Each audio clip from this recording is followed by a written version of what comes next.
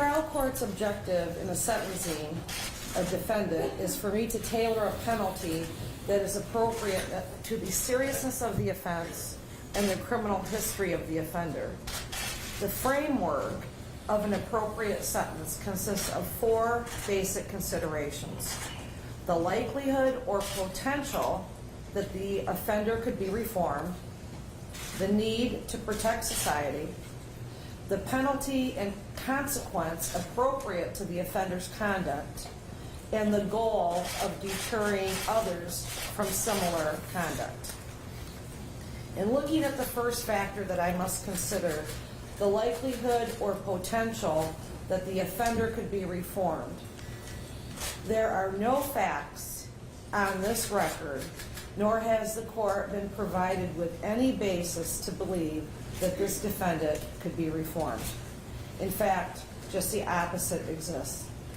The defendant methodically planned and carried out years of molestation against children by gaining not only their trust, but the trust of the adults in the institutions who would have been there to protect them. The defendant also molested adults who trusted him based upon his reputation and credentials. Furthermore, when the defendant was interviewed in the Eaton County Jail for the pre-sentence investigation, he did assert that when he pled guilty and stated his acts were not for a legitimate medical purpose, that was not accurate. This was after the defendant had sat in an Ingham County courtroom and listened to the statements of 156 women and girls that he molested. Now, I recognize that the defendant has since reaffirmed his plea agreement and the statements that he made in support of this plea agreement. But I am not convinced that you truly understand that what you did was wrong and the devastating impact that you have had on the victims, their families, and friends. Clearly, you are in denial. You don't get it. And I do not believe there is a likelihood that you could be reformed. The second factor the court is to consider is the need to protect society. There is absolutely no question that society must be protected from Larry Nassar. It is unfathomable to think about the number of victims that would have been spared had authorities acted upon the complaints received years ago. But that is a discussion for a different time and a different place. Today, the issue for this court, the responsibility of this court, is to exercise the authority that I do have to protect society from you, which is what I intend to do. The third factor is to consider the penalty or the consequence appropriate to the offender's conduct. The offender's conduct has been described in this courtroom, and the impact of that conduct has been shared with the court. I have heard from individuals that participated in gymnastics, soccer, figure skating, rowing, softball, cheerleading, wrestling, diving, dancers, track and field, and others who were not in sports but had suffered back, knee, or other injuries. The conduct of the defendant has robbed these girls and women of one of the most truly important human qualities, trust. Many have struggled not just to trust men in general, but it has impacted their relationships with their fathers, grandfathers, uncles, brothers, husbands, boyfriends. This is because of the grooming done by the defendant. The defendant getting both the victim and their families to trust him, leaving each of them to question, if Larry was nice and I trusted him, how can I be sure others that are nice to me will not hurt me?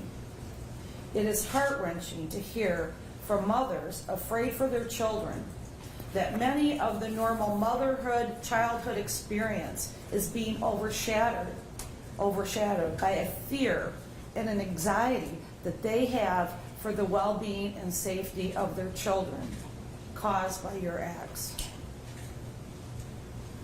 The conduct of the defendant has caused suicidal thoughts, anxiety, depression, sleeplessness, nightmares, eating disorders, migraines, lack of concentration, self-harming, anger, confusion, loss of self-worth, panic attacks, feelings of humiliation, guilt, embarrassment, and an addiction to prescription medications.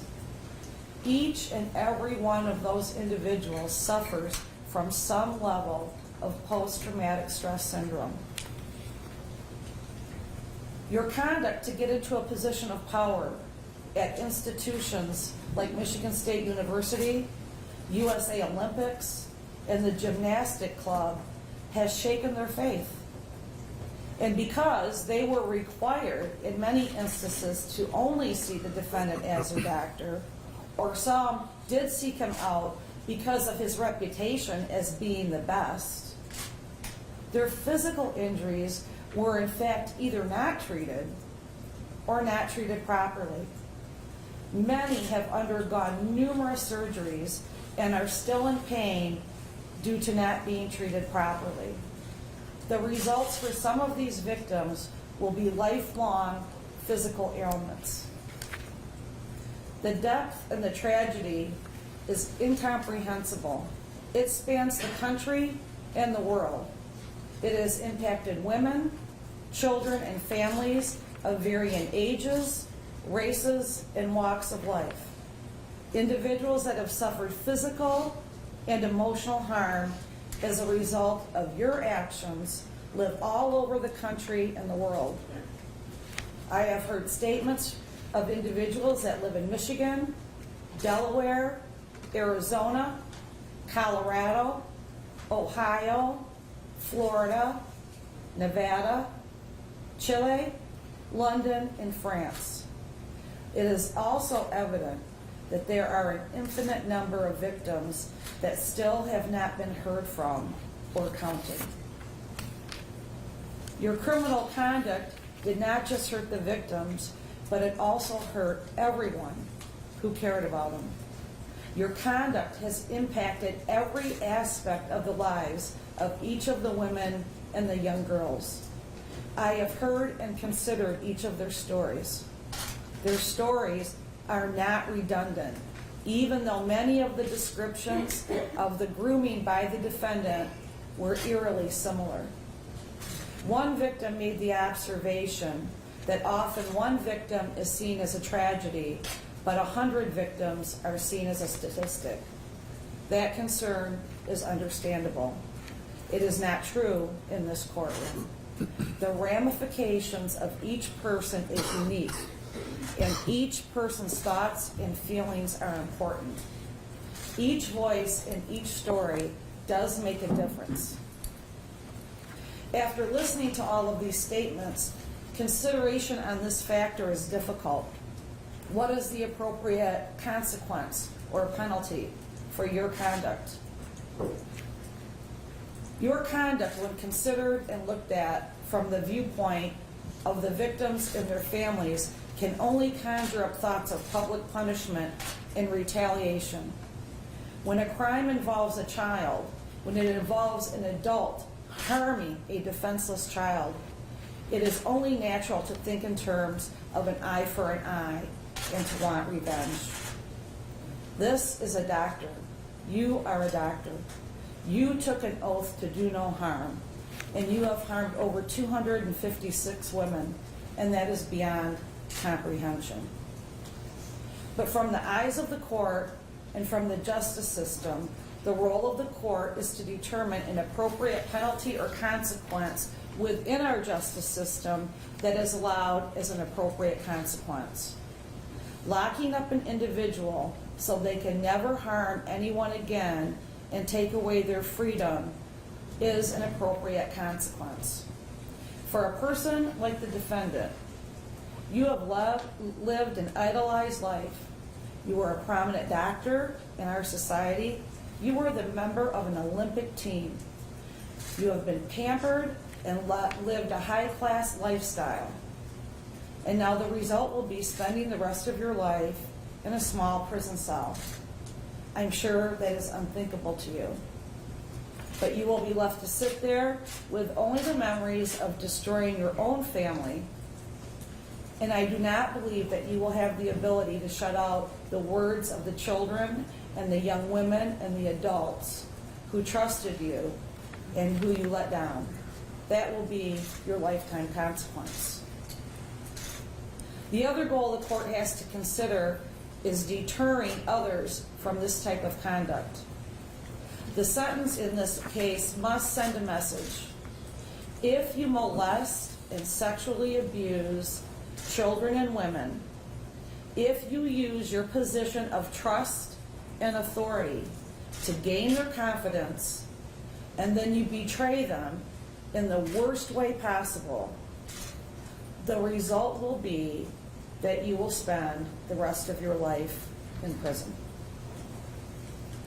Now, the sentencing guidelines in this case were actually for a minimum of 108 to 180 months. However, count one did carry with it a statutory minimum of 25 years.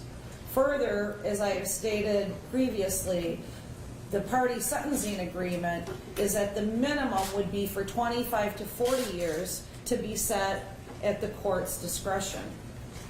But the court must also set a maximum number of years. I have heard it has been reported, and somewhat confusing, that the defendant could receive life. That is not accurate based upon the agreement.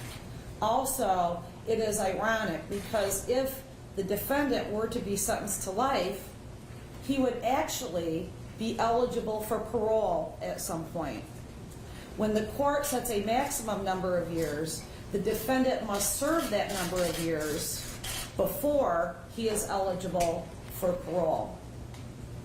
The Michigan Department of Corrections has requested a maximum number of years of 100, and you have just heard the Attorney General request 125 years.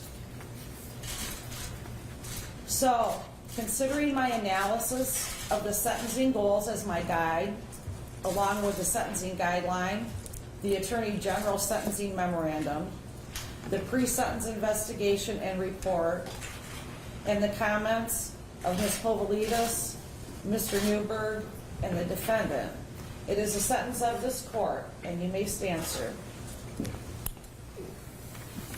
You will serve 40 to 125 years in the Michigan Department of Corrections.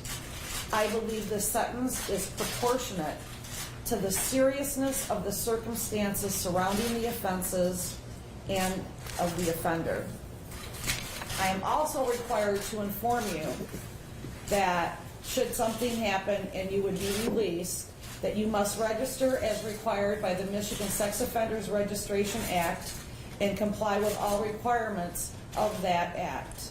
You must submit to Global Position System monitoring and comply with all the requirements of the system as directed by your field agent.